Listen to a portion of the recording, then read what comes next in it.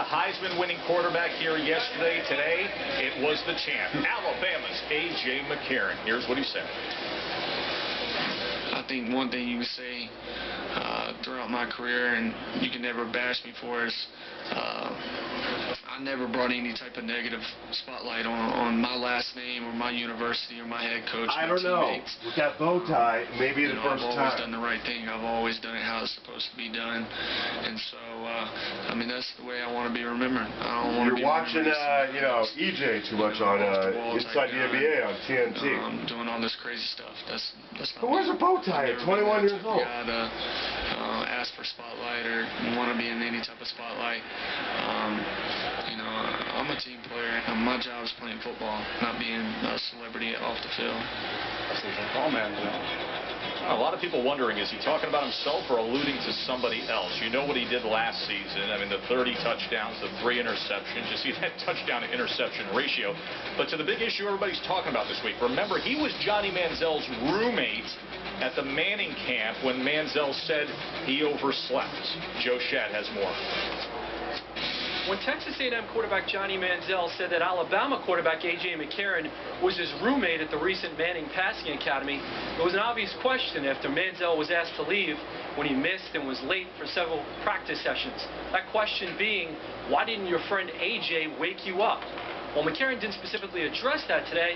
A source told me that on at least one occasion, at least one morning, McCarRON did unsuccessfully try to get Johnny Manziel out of bed. That source could not tell me whether or not Manziel was there each and every morning when A.J. left. As for Manziel, he said it's not A.J.'s responsibility to get me out of bed. What McCarRON made clear today several times is that Johnny Football is his own man. And McCarRON said, listen, I'm going to let Johnny Manziel answer that question, which spoke volumes and Paul planted the seed today that what we heard yesterday out of Johnny Manziel was a bit incomplete. Well, A.J. McCarRON lost to Johnny Manziel last year, but he buried him here today, reading between the lines, and I don't think you have to read very closely. The real issue I have now is, was Johnny Manziel there to be awoken? I don't think he was. That's just an opinion. At least on one of the mornings. Yeah, and I think what A.J. is saying is, I tried to wake him one day, couldn't. And the other day, he wasn't there. And I think we're beginning to find more inconsistencies with what Manziel told you here yesterday. Was today outside of A.J.'s character? Because he wasn't the wallflower today. Right? He made it very clear. I'm not Johnny Manziel. Remember the crutch we all felt? Johnny said over and over and over again, I'm just a 20-year-old kid. I'm a 20-year-old kid. And what did you hear very clearly from A.J.?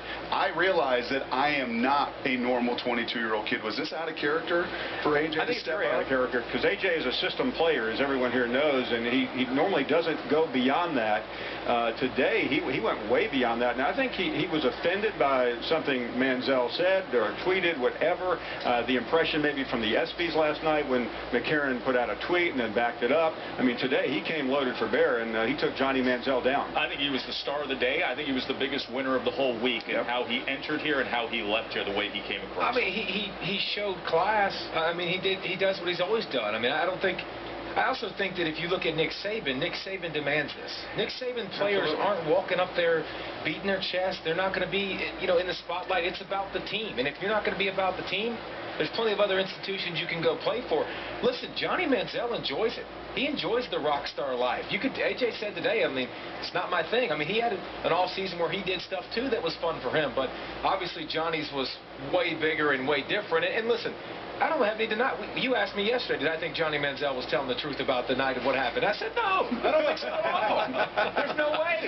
But that has nothing to do with it. A.J. McCarRON represented himself in Alabama in a positive way. Well, let's get to McCarRON on the field and give us a sense of what we can see this year. I think what you're going to look for, in my biggest conversation piece this week, has been that offensive line. In the one component, we know what they are going to do. They are going to run the ball. You're going to see T.J. Yeldon, a lot of their zone, a lot of their stretch, and off of that, where I think A.J. is just tremendous. You see that that handoff? Well, it looks eerily similar to this, doesn't it? Watch now the play-action pass and the effect that it has on everybody. And in my humble opinion, you're going to see more of this early. Why? Because it protects an offensive line. It makes their job easier.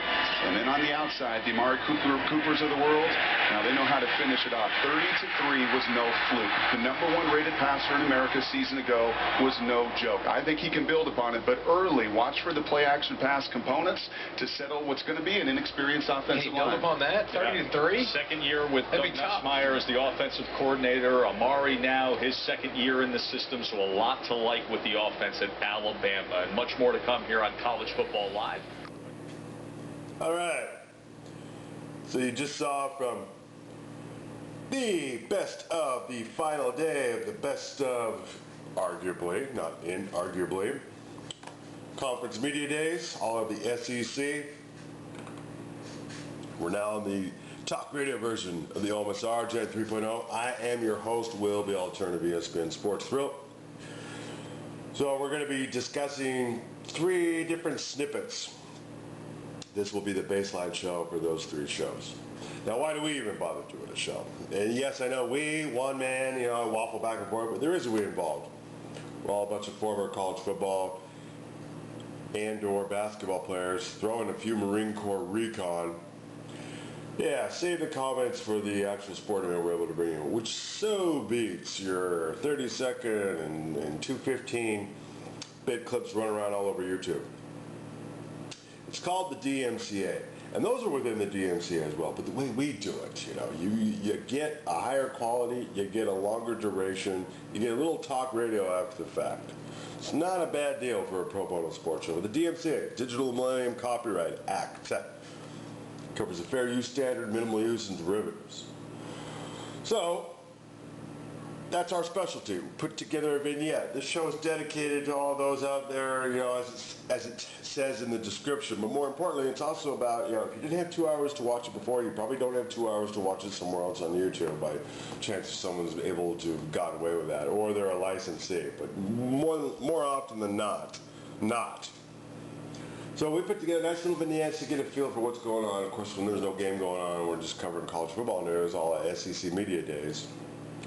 That's that. So the video highlights courtesy to ESPN and the SEC, copyright to as well. All the other original content and the overall concept, copyright to the one-man sports fan. All right, so in part 1, and you'll know where you are based on the title. You want to come back, try to make the talk relevant to all 3, so maybe you hear this again per se, but I understand you don't. When to fast forward to or just stop. But the music intro is always going to be a little different. Intro, that is. Yeah, Nick Saban's speech at the beginning, and then Les Miles following him up. Part 2, AJ McCARRON versus Johnny Manziel. Oh, that's good. It's cool they're playing very soon into the SEC schedule.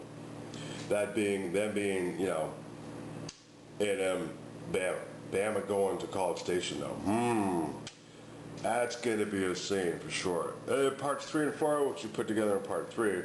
Georgia and Aaron Murray, can they get over the hump this year? I said this back on the channel a couple weeks ago, profiling Georgia. I may have taken that one down. But their outlook, this is SEC-centric we're talking about here. And then the best of the moments. Coaches' one-liners, mainly. All right. So, yeah, I've been one of those few guys to say SEC is not going to win the national championship this year. The days are done. And so who do I suggest will? Well, Ohio State of last year, we'll see how they are this year. Or a dark horse in the Pac-12. Yeah, it's going to surprise everyone. Y'all laugh at me now. Well, we'll see, midweek October, how the rankings are. All right, not being the only rodeo in town, we are the only rodeo in town with a couple catchphrases, one of which looks out for your well-being, to remind you that alcohol and sports are joined at the hip. Oh, yeah. So leave them damn keys in the cabinet. Therefore, no silly DUIs while you're out there. And also a reminder, you want to get involved vis-a-vis the comments after the show. Just be respectful to your fellow tubers and the show. No flip comments allowed, period. In later days, more signature plays.